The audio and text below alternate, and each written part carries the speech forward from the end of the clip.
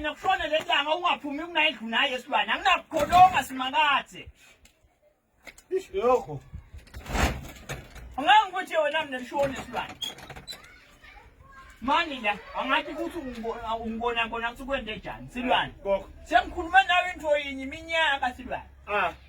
kuthi silwane yakha lilawula uyehluleka kwakha njengomuntu wesilisa ukhona ukutimela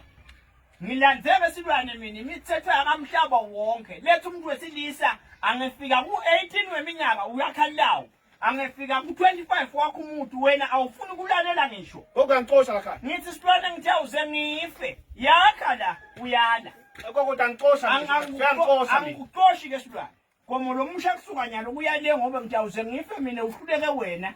wena nje ukuthi kumele ube indoda kusuka nyalo silwane kuyale angisakuxoshi kunayindlu naye ubhadala iland hayibo nayi ilisi silwane nayi kukuwe ukuthi uyasayina la ungena endlini noma uyaphuma uyabona ukuthi uyawutalaphi angikuxoshi la kodwa bhadala ini silwane iland ngenyanga nangenyanga ngibhadala rent ihlela lakhaya endlini yami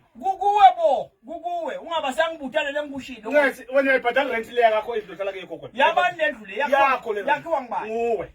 lena ke yakho yakhiwa ngibani uyakhela abantwana cha silwane ngeziyenteka leyo nto leyo naba uyibhadala rent lakhaya ukuthi ungazayibhadala rent wena ubhadala rent kimi nami uyibhadala rent kuwe yesilwane okay malini rent yela ngifuna ukukhuluma malini rent yela silwane awukumnika indlebe malini irent angifuna indlebe malini rent yela nayi ilisi agreement yesilwane kwakho kufaka sidladle ekhathi malini le rent uyawubona kulelo pheshana ngifuna ukukhuluma nginike bamele ukuthi ababhale lapha ngeke mina silwane ngitshelwe 600 gogo ngitshelwe 600 imali leyo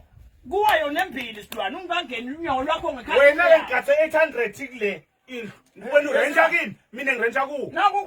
nakukwehlula ushiyele ekhaya nabe ngekwehlula nawe awubamba lo 600 ubise 200 pay ngazorenta ngo 200 lo 60 ufuneka unika wona ubengisathele gogo ngeke gogo mina ngihambela ngeke ngizenze kulungileke njengalokhu ubhiyoza ngiyolandza emaphoyisa